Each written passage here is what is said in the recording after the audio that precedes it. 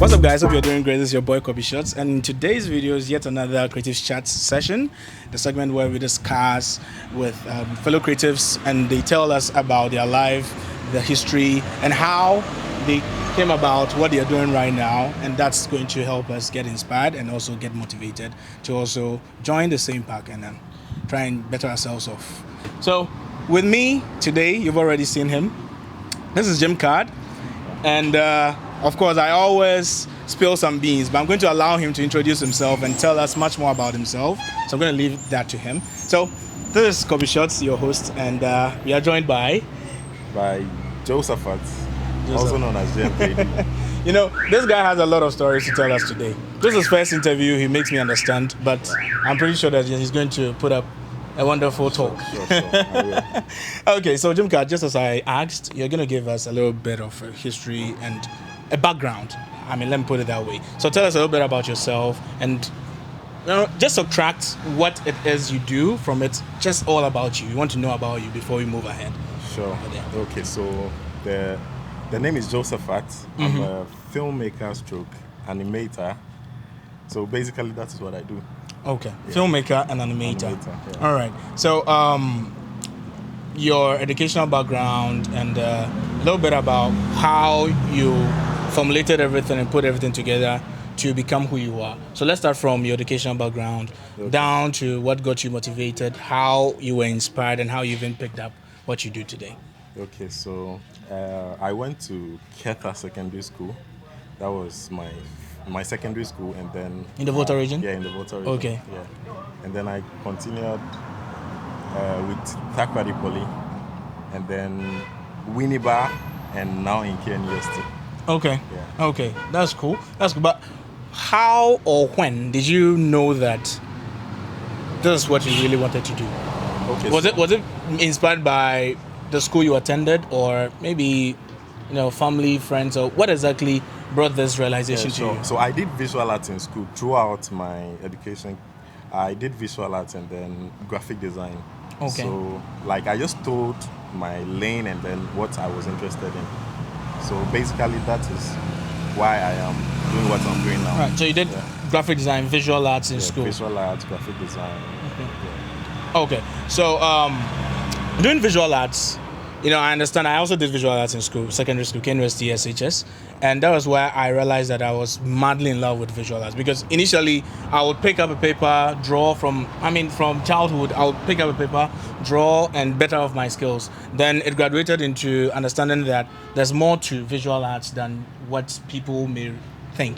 I'm pretty sure that you also had some complications with getting people to really believe in what you wanted to do, because most often than not, here in where we live, personally, I had problems with my dad. Yeah. When I had to actually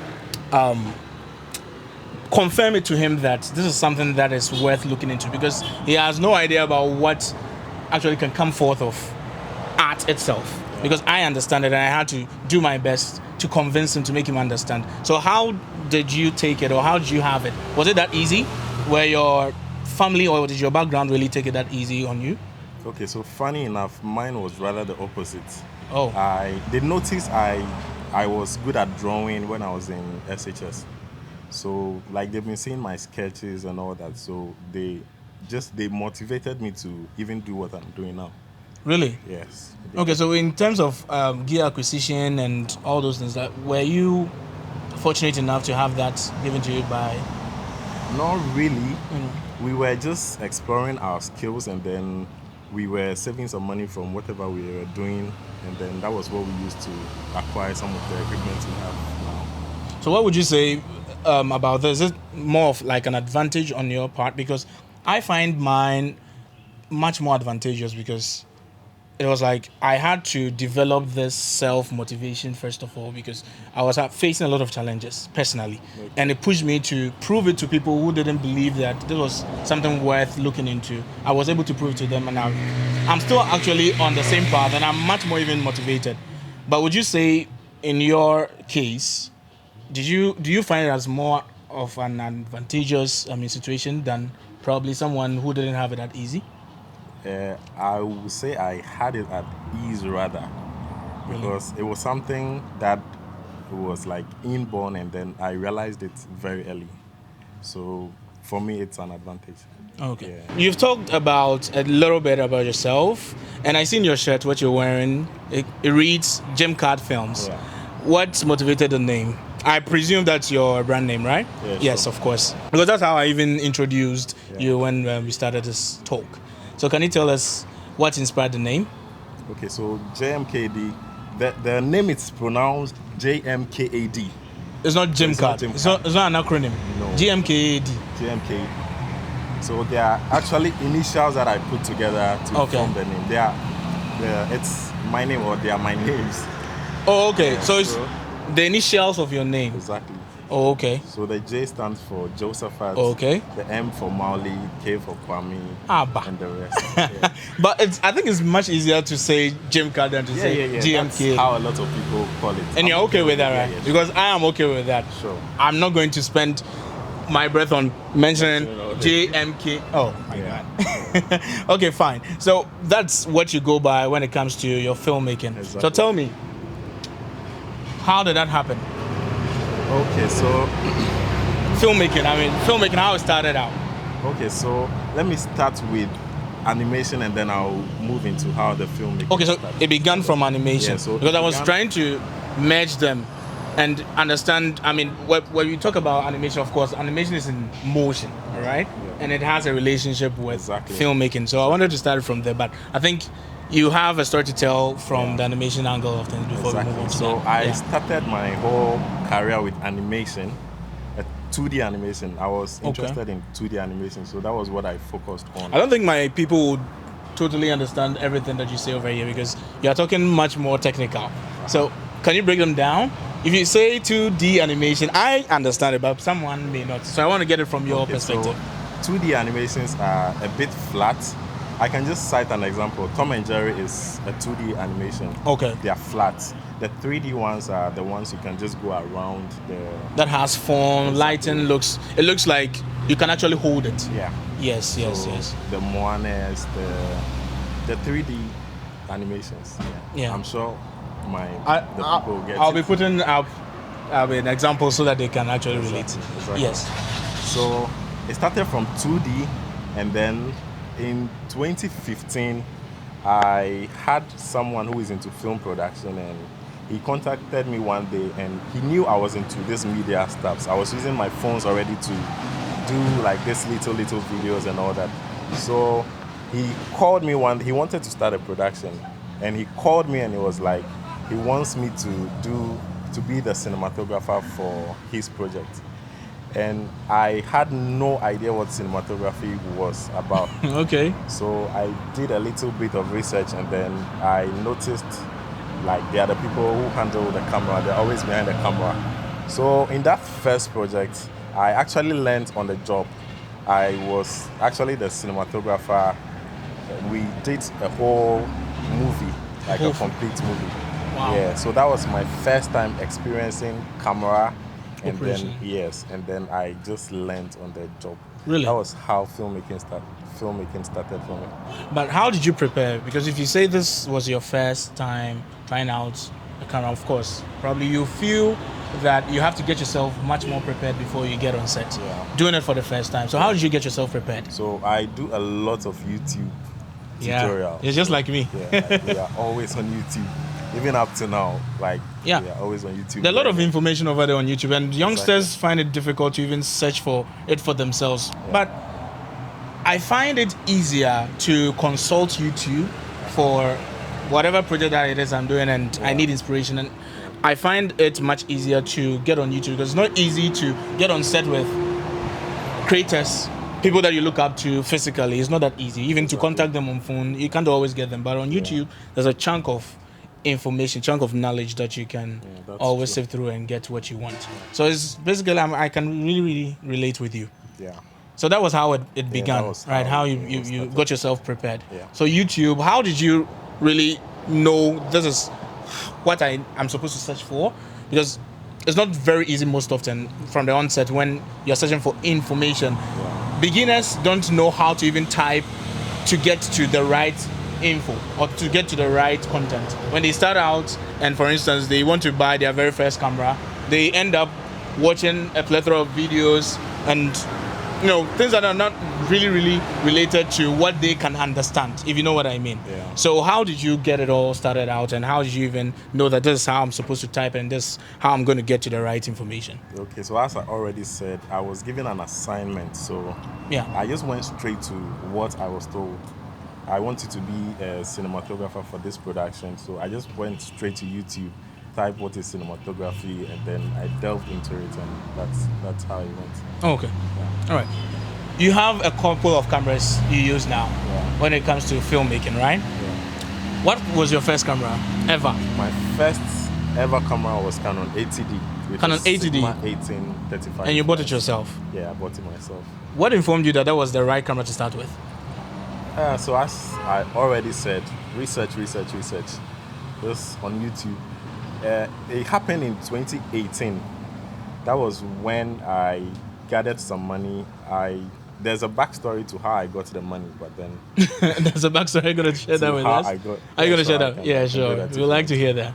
Okay, so I was applying for this school in the UK, and I had a scholarship. I had a half scholarship to travel and then do a course in the UK.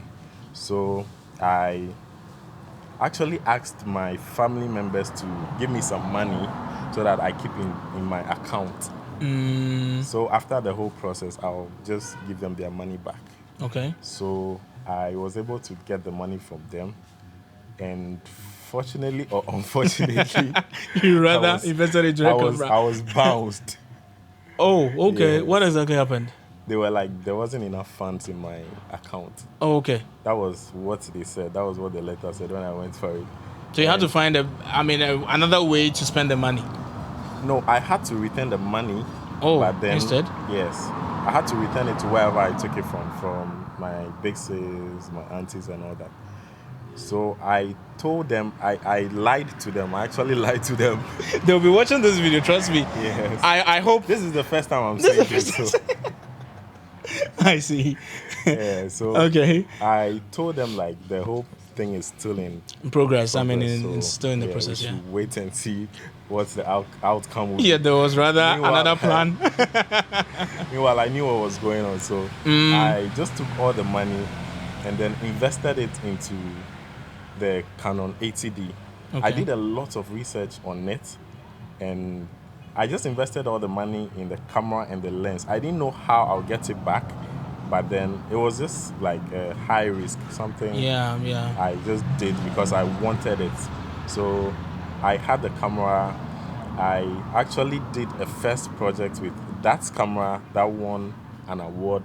Wow. And then some cash, and I just gave back the money to. That's interesting. So you were able to recover the money you put in. And I think that was because you were much confident in what you were going to do. Exactly. And I think I also relate to this in the sense that anytime I learn something on YouTube, I believe that because I can produce it, I can also recreate it. I can also get returns from it, because most often than not, I'm trying my best to do something different. And when I watch YouTube videos, I get inspired to try something different. And when I try that out and I put it out there, people tend to love it and I get contracts out of it. Exactly. So that's where it starts from. The confidence starts from there. You won an award with your first camera and probably, of course, your first film. Yeah. Beautiful. Tell us about it. How did it come about? I mean, I did a bit of research into it, and I presume that's MTN shots. MTN shots, right? Cool. Tell us a bit about it, a little bit, before we proceed into the questioning about it. All right. So I have a couple of friends I know are into acting. They were theater art students. Okay. So when I got the camera, I had some ideas when I was trying to get the equipment. So I just quickly put them on paper. It was just like an A4 sheet. I drew the scenes and how I wanted the whole film to look like on just a sheet of paper. I called them. They were just two people. I called them. We sat, and then I was discussing the whole idea I had in mind with them. So they also bought into it, and then we executed it. Wow. Yeah. And I think it did so well that it won the award as well. Yeah, that was in 2018. That was when I got my first ever camera. How confident were you in the process of even getting the work done from the start? How did you get yourself prepared? I was actually going with my intuition. So the whole thing was that I worked with a couple of people in the industry. Okay. I already worked with some directors in the industry, So you had I had some experience to an extent. Yes. Yeah. So from 2018 was just the year I told myself I want to put out something of my own. I've been doing works for people, and they were there, or they were inspired, works. and I would say they were moderated by them. But this time it was actually yours, Yes, I wanted and to yours be to actually a undertake. personal project. Yes. Yeah. Yes. Yeah. And it turned out right. Yeah. And you said these people you worked with were more into the theater arts. Yeah. So getting them prepared and in tune with filmmaking, because I understand there's a huge difference. There's a very distinct difference between theater arts and with film. Because with what I know, with theater arts, even when the actors are on stage and they are exhibiting or executing whatever it is, they have to exaggerate some of the moves. But this time it's about film. How did you, merge these two to find a way to work with them to make them understand working in front of camera? Okay, so I would say working with them was easy because they were already talented or gifted with whatever they were doing. So that was how the whole thing got a bit easier, like when it comes to like preparing them, because they were already good. They were already gifted. They were naturals. So okay. Yeah. So you directed it yourself, I presume. Yeah. You didn't just only be the cinematographer, or should I say the DOP or the camera operator. I directed. You actually directed it and filmed it. Yeah. That was your first time directing actors? First time directing. Tell us the experience. It was great. I have some behind the scenes. I'll have to show them to my audience as well. So I'll get them. I'll take it, of course. I'll get it. It was a nice experience. Yeah, it was. Just like that. You're not going to share much more because I'm a director myself, so I would love to understand your perspective of, directing actors in front of set. Okay. So let me share the experience. Yes. That was my first time, and I was just trying to exploit myself. Like I was trying to see what I could do as a director. So it was kind of difficult, but then it was something I've planned and wanted to do. So I just made sure whatever that was planned was well executed. Yeah. But from what you say, I always hear you saying that you planned, you prepared. Yeah. But preparation is, of course, the most boring aspect of things. From the 3-part production, that's the pre-production, production itself, and the post-production. The pre-production stage is the most boring, and people tend to ignore it, but it's a huge integral part of the production process, where you get to really sit down, and if you even have to design a storyboard to assist your DOP, or even if you are doing yourself, you have a guide to follow through, just like that. And you filmed a couple of other films, short films, and series. How many films can you, from the top of your head, can you remember you've worked on? How many? So 2 short films so far. Okay. I am not really ready to make a bigger film, a feature film yet. What makes you not ready? We are still trying to get funds so that we make it big.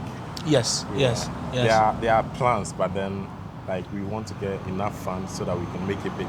If planning was as the exact same as execution, it would have been much easier for a lot of we creators, because I can plan a lot of things, I can imagine a lot of things I can do, but when the funding is not there, it's so difficult. So how do you put together funds for even the films that you've already executed? How do you go about it? Getting investors and getting people to actually even sync with you and know that if I invest this amount, in general, how do you prepare funds for your films? Okay, so for now, we do the funding ourselves. We just do some other extra gigs to get some money. Okay. And then we use that to fund our other projects, our personal projects. People don't really believe in whatever you have to put out there. So you have to prove it first. Yes. When you do that, then True. like they can come on board. True. So at True. the initial stages, we just try to do our best. Yes. Yeah. Yes. Find whatever we want to like make sure we put out there. Yeah. Personally, I also have that issue. Even trying to convince people who can invest. They have the money and they can fund your film, but Exactly. they think about how good is it going to do? Am I going to get my money back? And to convince them, you need to undertake your own projects for the most part and get a lot of projects in your portfolio to show forth to them. Then it moves on to how you're going to market it or monetize the films. And I think in the long run, when you have a lot of work in your portfolio, you can go to bigger investors to pitch your ideas to them. And that's how it moves. I also have a couple of films I'm working on, and I go through the same ordeal, the same process where I need to fund it myself. So I shoot music videos. I do a couple of commercials to fund the little projects that I do so that I can get my portfolio intact to put it out there. But how is the filmmaking industry treating you? Not bad. I would just say we are just beginning, like we are still at the entry level. So but how is it treating you for the most part? I mean, so far. When it comes to viewership and patronage, let me put it that way. We can't complain for now. Yeah. Let's just say it's encouraging. Great. It's encouraging. Yeah. Okay. You have a YouTube channel. I've taken my time off to watch a couple of your short films and your series. Sure. You filmed how many series? I think from the top of my eye, I have actually spent my time watching 2 of your series. Okay. That was the first one was Ball Up. Comedy series. Yeah, comedy series, and now you are working on Taken. Yeah. So, what's the difference between working on a comedy series and what you're working on right now, Taken? So there's a vast difference. Our comedy is not really scripted. Okay. They are like scenarios that we just go with, but then Taken is scripted. You have to strictly go by the script and everything. So like that's the difference. That's the difference. Yeah. Okay. And I've noticed that you always work with new talents, people who normally wouldn't say we've seen them on screen often. Exactly. So do you undertake casting after putting together an auditioning or what? How do you go about with the casting? Of course we do, and then we also make sure that we introduce anybody who is interested in like filmmaking. Yes. Once you are ready and then willing to like show passion, that you can do we it. Just give you the platform to showcase whatever you've got. Yeah. So basically that's what we do. Yeah, and I mean personally, I noticed that Ball Up was doing so well. I was watching it and I was really having so much fun. And I noticed a couple of people that are actually known in the industry, but it's totally different when it comes to the Taken.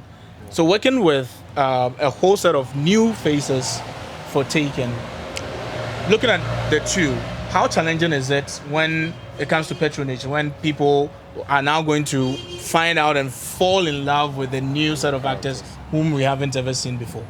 How's the difference?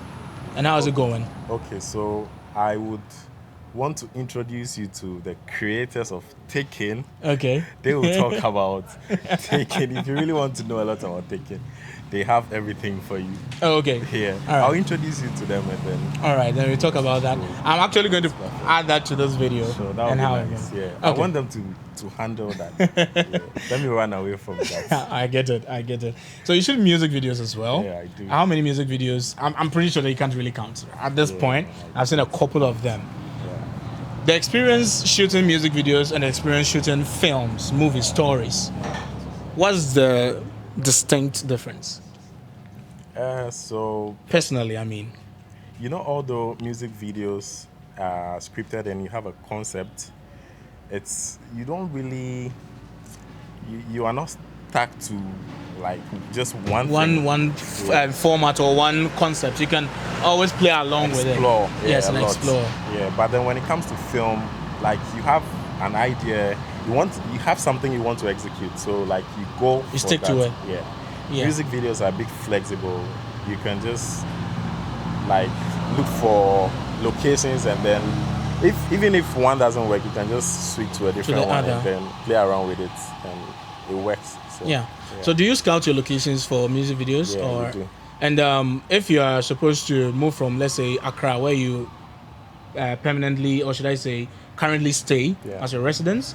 If you have to shoot a music video in Kumasi, how do you undertake that with the location scout? Okay, so we plan or dedicate a day to scout for locations, a day or two. Okay. Go around, scout for location, make sure you have the locations, because it's very difficult to get locations to do your stops with or to shoot with. So we just make sure we dedicate a day or two and then look for the locations before we shoot. Before you shoot. Yeah. With filmmaking, shooting films and telling stories in movies, in contrast with shooting music videos, where you have to actually incorporate storytelling in that music video, how different are these two, and how in-depth is one over the other? Okay, so I think they are similar. They have some similarities. The only difference is that music videos, you have a limited time to tell your stories. Yeah, like maximum of, let's say, 4 minutes for the most part. Exactly. Yeah. So you have to keep it short, very snappy, and also make sure people still understand whatever you have for them in the music video. Okay. Yeah. So which music video would you share an experience that it was actually your best, or the one that you can never forget? Which one is it? Almost all of them. Almost all of them? Yeah. But which one actually sticks out the most? Because I remember this music video that you shot. Featured EL. Yes. EL was actually part of that particular music video. So tell me about that experience. If you can't really pinpoint or mention one that actually sticks out the most as your most, cherished experience ever, let's talk about this particular one. Okay, so it was a great experience because that was the first time I shot EL, one of the artists I liked a lot. You like listening to his songs. Exactly. Yes. So it was a great experience. We shot that music video at 3 locations. Wow. So Pizza Man, we shot the rest in Accra. Okay. In a studio called Money 3 Studios. Money 3 Studios, right? Yeah. I remembered we shot that video very late at night, around 2 a.m. Wow. Yes, it was around 2 a.m. So how many days did it take for the 3 locations? 3 days in all. Wow. So 1 day for each location. 1 day for each location because the locations are far from each other. Shot 1 in Accra, 1 at the mall, Kumasi Mall, and then 1 on Tech Campus. So and would you believe that people don't know how involving music videos are? Because they think you can just shoot it in a day. Of course, some can be scheduled in a day and can be executed. For instance, if you're shooting indoor in one studio, for instance, and you have all your props together, and it's just a simple concept, you can do that in a day. But when it comes to others that can even take as long as a week to film, scheduled all across all the days of the week, it becomes very involving. Exactly. And which music video can you remember was the most tiring, or the one that actually elapsed a lot of days than the 3 days for the one you just spoke about? I have a lot of experiences. Yeah. Okay. And I don't remember all of them. Okay, I can tell. But it's very tedious when it comes to that. It is. Yeah. And comparing shooting and editing, which one is the most tedious or the most strenuous? Both. Yeah. Okay. For me, both. Because whatever you do in production, you come back and then do almost the same thing, like wasting the same hours on like the editing same process. thing. Yeah, so. Yes. You work on animation. Yeah. For even artists and also your personal work. I've done a bit of research into your work. That's good. Yeah, I've actually watched a couple of animations on your channel. Yeah. All right. What devices do you use because traditionally animation, normally you draw, hand drawn, a couple of frames, let's say 24 pictures in 1 second. Yeah. And you have to do that across all the way till the end of that animation. How different is the traditional way of executing animations as compared to now, and how do you go with yours?